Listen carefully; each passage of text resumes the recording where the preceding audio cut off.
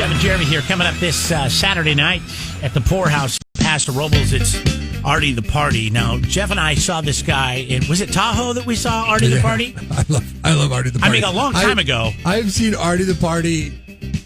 See, the thing is, it's probably more times than I can count because I usually don't remember, except for we always talk about. I know why. Because I had friends that lived in Tahoe.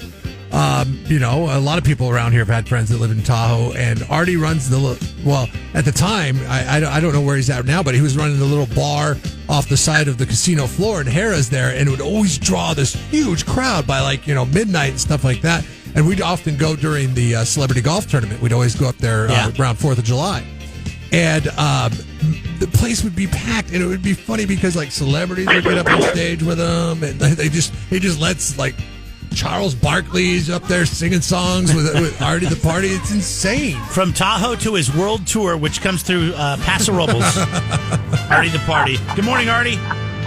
Good morning, guys. How you doing? Oh man, how's it going? We're doing good. We are doing so good, and I got to be honest, we're both so excited that you're coming. I mean, it's going to be like a reunion to go back and see you because it's been, I don't know, probably 10 years since we saw you last in Tahoe. Oh wow, lots has happened since then. You've missed Stephen Curry. You've missed who's the quarterback for the Kansas City Chiefs? Patrick Mahomes. Mahomes, yeah. Yeah, I mean, you've missed a lot of pyrotechnics. So these guys jumping up on stage with you still? Oh, yeah. As a matter of fact, last year we didn't do the event, obviously. Right. But the year before, we had a bet going, and it was Curry I guess Curry was playing against his dad in the golf competition. Whoever came out second between them would have to get on my stage and sing a song by the other person's choice. So, of course, Stefan won that year, and his dad has to come up and sing, I think, My Girl this year. That's the song that his son chose for him to sing. It's going to be fun. So Dell was up there singing My Girl. No, that'll be this year. That'll be this year because last year we couldn't do it. Oh, okay, nice. Gosh, out of all these celebrities, and I'm looking back, I was trying to go back about the year when we were there. It was 2009, I think. Jerry Rice, Ray Allen, Marvin Gaye. I mean, who was the coolest celebrity you've met during one of these performances? Oh, wow. Or who did you hang out with? Did you ever hang out with them afterwards? I mean, are any of them cool and hey, let's grab a drink? Oh yeah, certainly, many times, and we keep up. We keep in touch throughout the year. By far, Charles Barkley has been my closest friend over the many years. In terms of really him and Jerry Rice, I keep in touch with all year round. I'm connected to Jerry's kids because I taught them how to play piano. So there's a strong connection there, and then. Also, believe it or not, a guy that doesn't come anymore because of illness, and that's Coach Digger Phelps. We have become year-round friends. Really?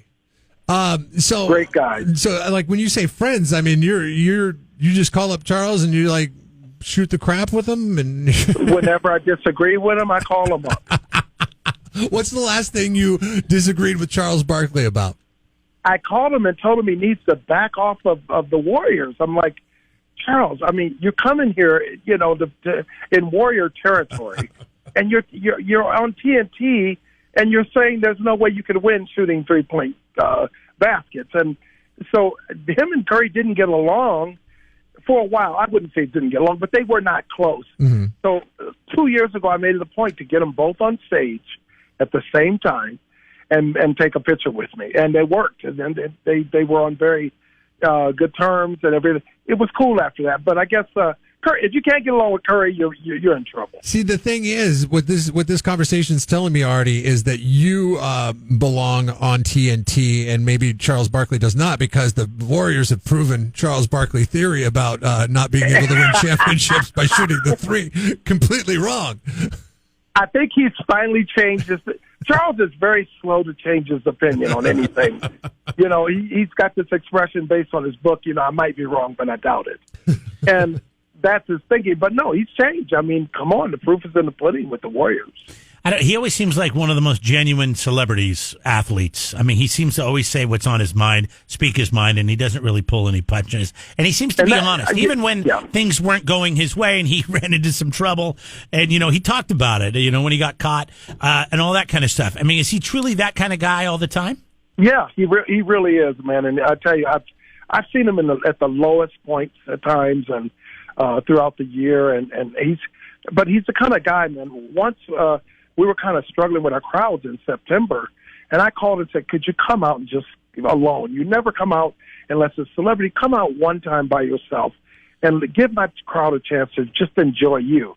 And sure enough, he flew right out within a few weeks and spent the weekend there. And he's that kind of guy. I don't know if there's anybody else. Maybe Ray Allen I could ask to do that. But he's just that kind of guy, man. He's so genuine on the phone. When you know him, he's honest. He's going to give you a good opinion.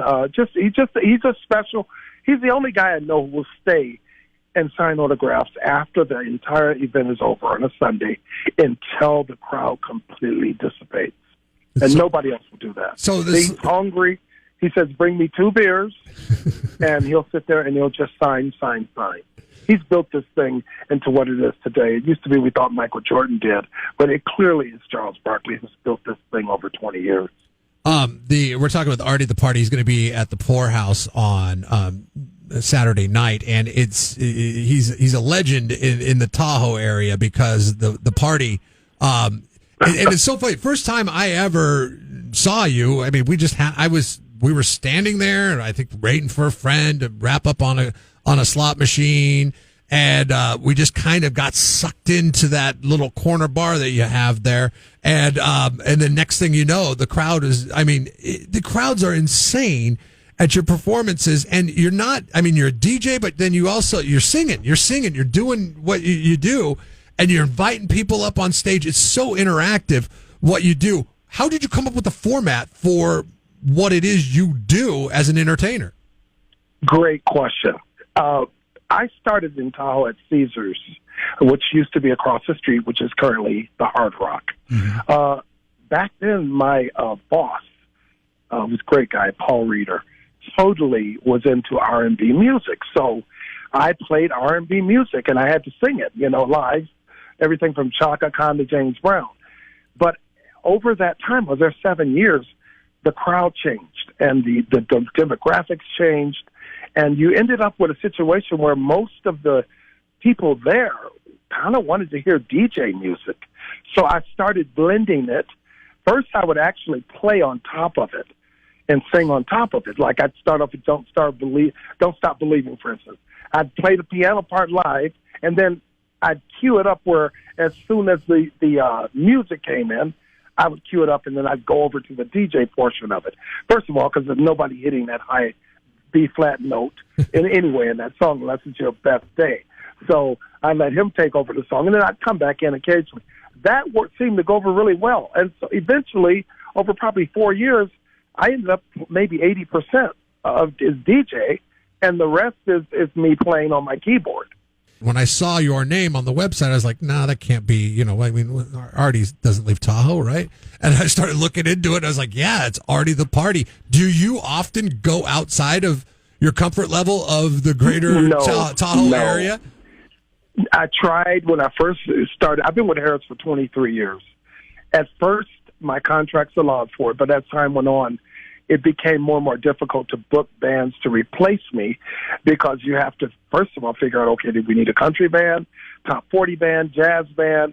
What kind of band? Well, my crowd is so eclectic that it's very difficult to figure out, okay, what kind of band do we book to replace them?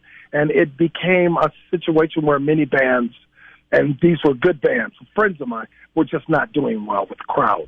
And so they asked me, please try to, eventually they came up with a 30-day notice. And then they said, no, 45-day notice if you're going to be out. And finally they said, no, we prefer you just not be out at all during our blackout summers especially.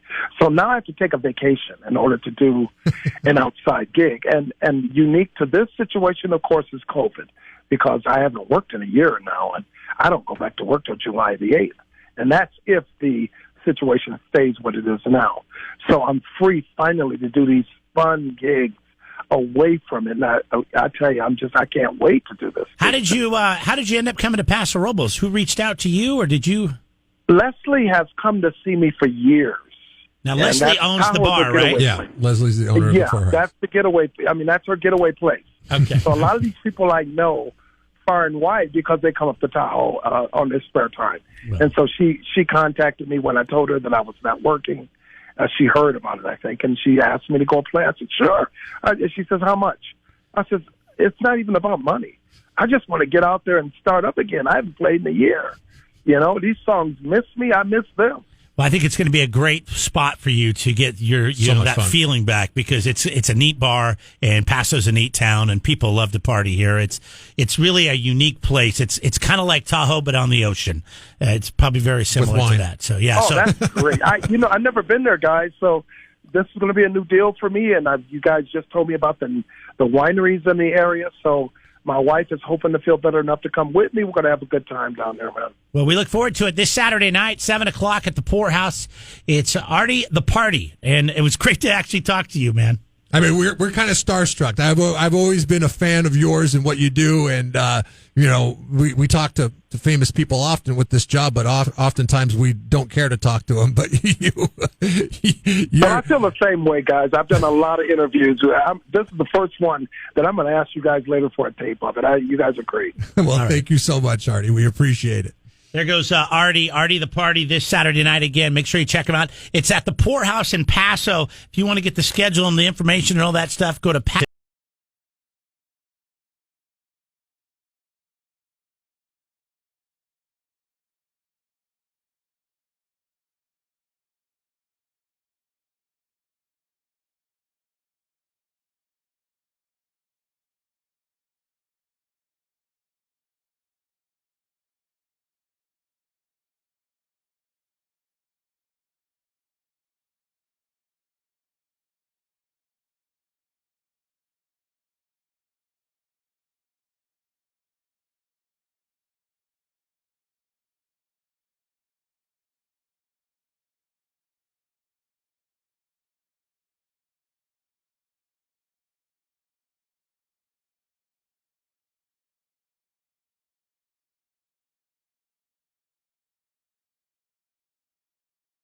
PasoRoblesBeer.com.